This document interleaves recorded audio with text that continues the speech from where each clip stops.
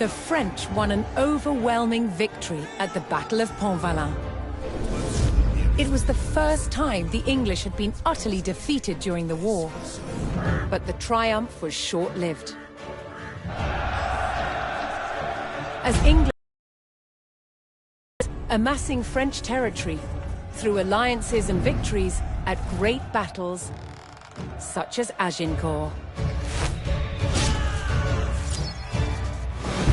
It seemed that nothing could stop England. Who then could have foreseen that a teenaged girl was about to change the course of history?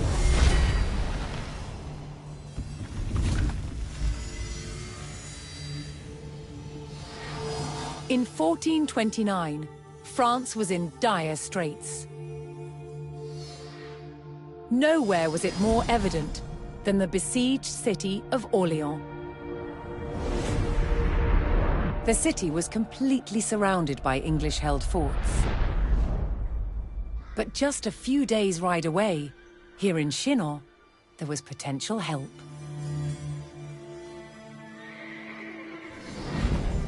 The French royal prince, the Dauphin Charles, was holed up in his fortress and under pressure to ride out to save Orléans.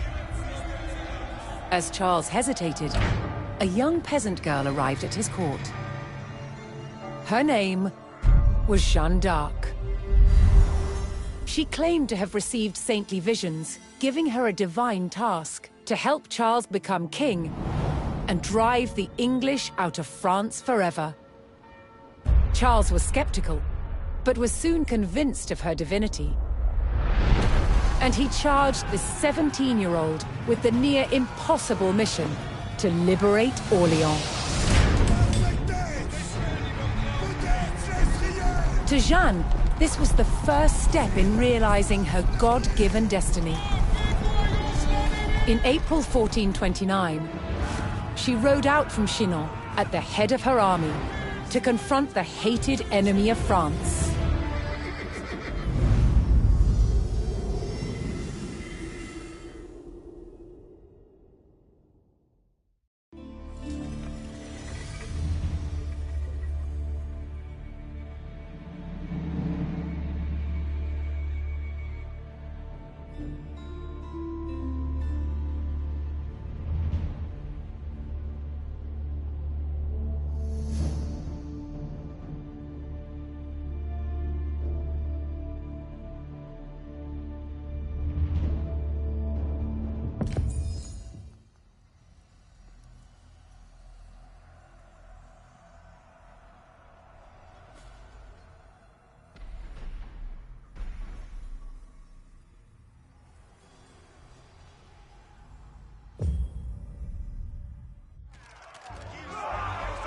Surrounded by English strongholds, and with its last line of defense under attack, the city of Orléans grew ever more desperate.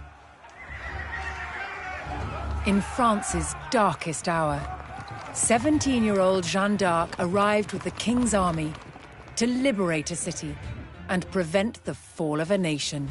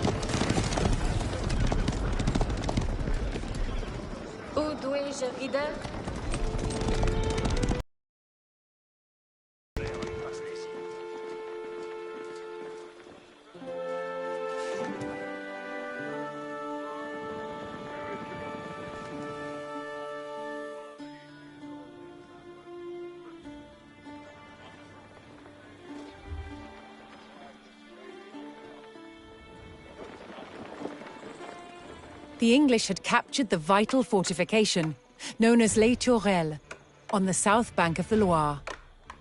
Orléans would live or die on its access to supplies. Recapturing Les Tourelles would be key to saving the city.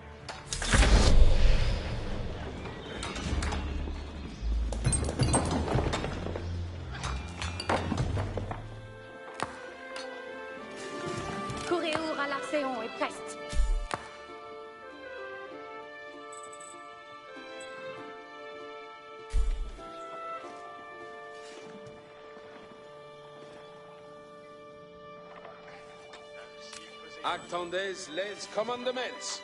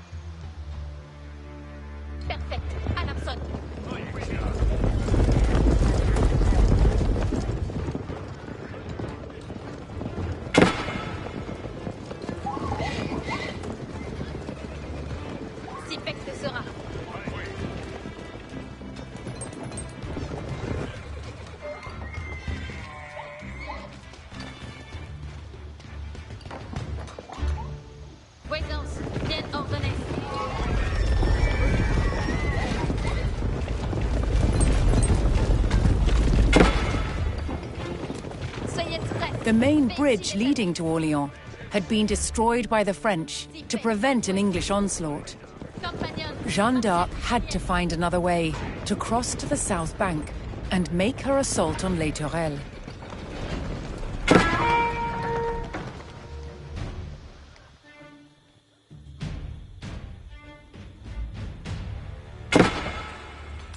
Commandement incontinent, compagnon. Je fais votre commandement!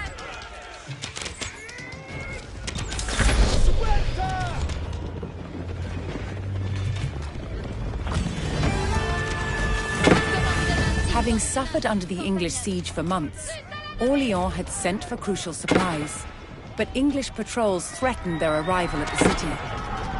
If Orléans hoped to receive the supplies, the French would have to clear the road of English raiders.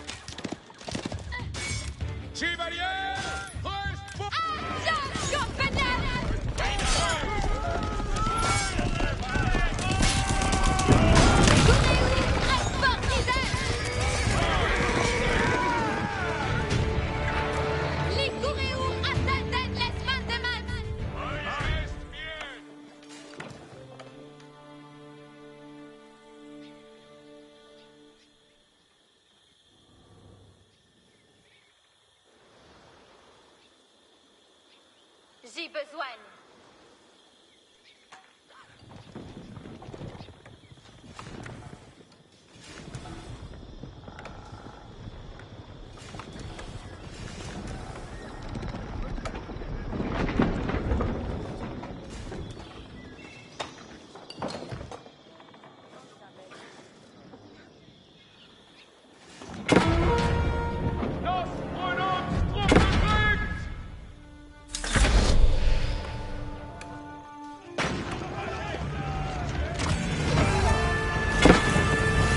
Seeing another supply convoy approaching the city, English raiders took up position on the road.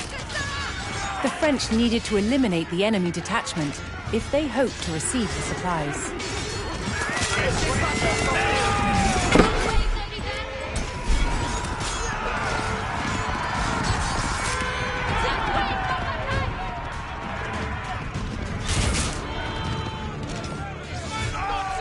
Soyez express.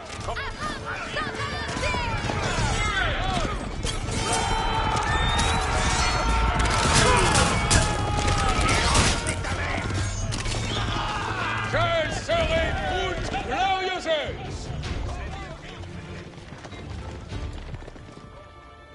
Soyez express. Veille à mon cri, avant.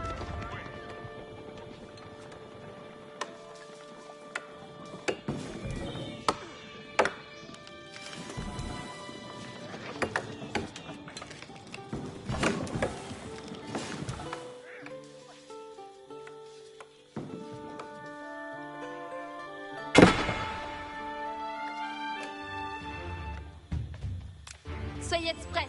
Veici les services.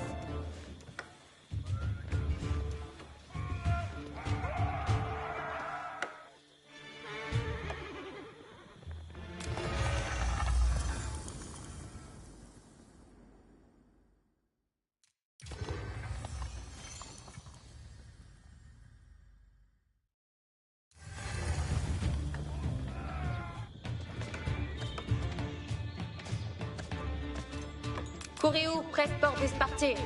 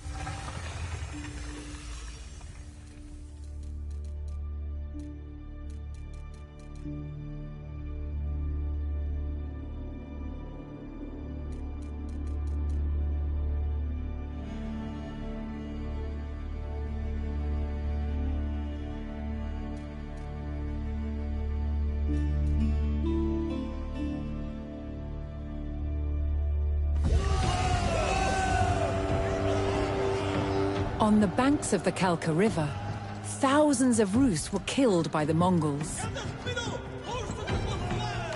The hunters had become the hunted. But in the years leading up to this Mongol raid in the west, Genghis Khan had been focusing his attacks on the east and the Qin dynasty of northern China. Controlling wealthy lands and trade routes, Qin cities overflowed with riches. In 1210, the Qin's new ruler, seeing Genghis Khan as a threat, demanded that he swear loyalty to him. Genghis Khan refused. To the Qin, this defiance was a declaration of war. The Qin had a huge army, and their territory was protected by vast fortifications, known today as the Great Wall.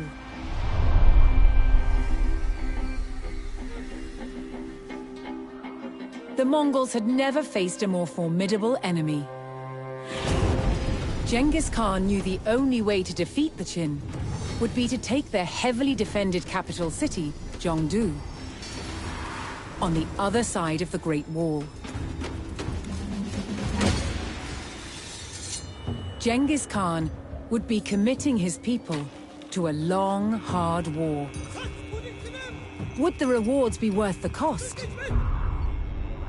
For answers, he looked to the gods. Climbing a sacred mountain, he prayed to the eternal sky.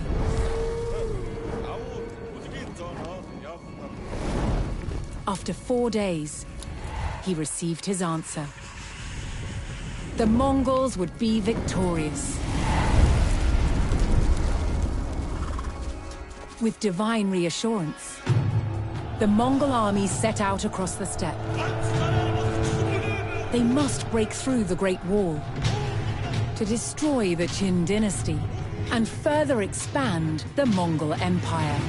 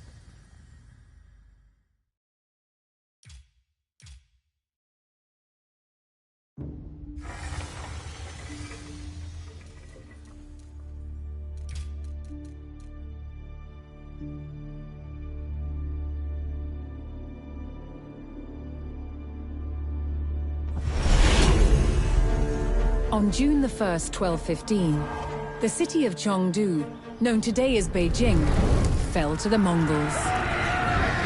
They looted the city, sending caravans loaded with luxuries back home. This victory over the Qin dynasty was to be one of Genghis Khan's greatest triumphs. After his death in 1227, his descendants continued the conquests, and his grandson, Batu Khan, had his eyes on the west.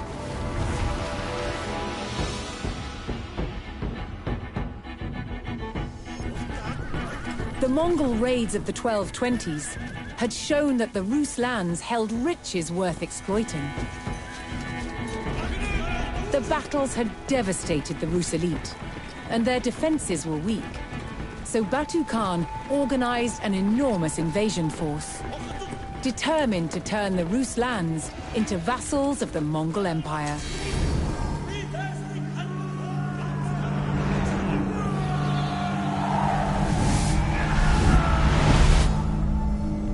Mongols captured territory after territory. By 1240, they had their sights on the great city of Kiev.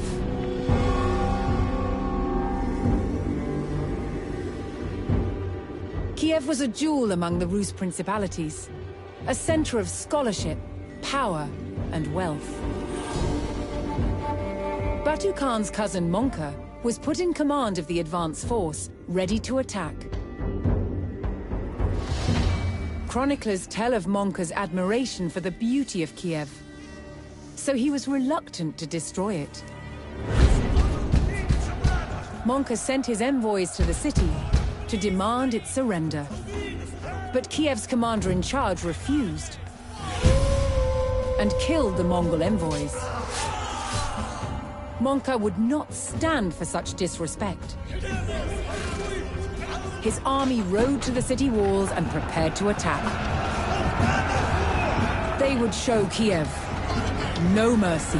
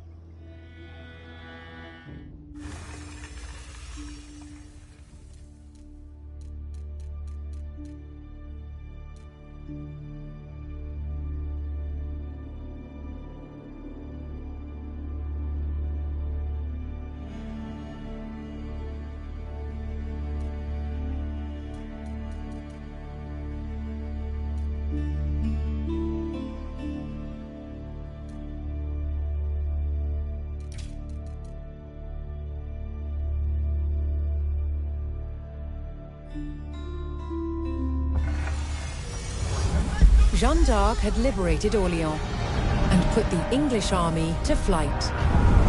However, as the English retreated, they became an obstacle for... He needed a clear path from Chinon to Reims, where he would be crowned king. Nearing the town of Patay, the English sought to regroup. But Jeanne d'Arc and her French army were closing in.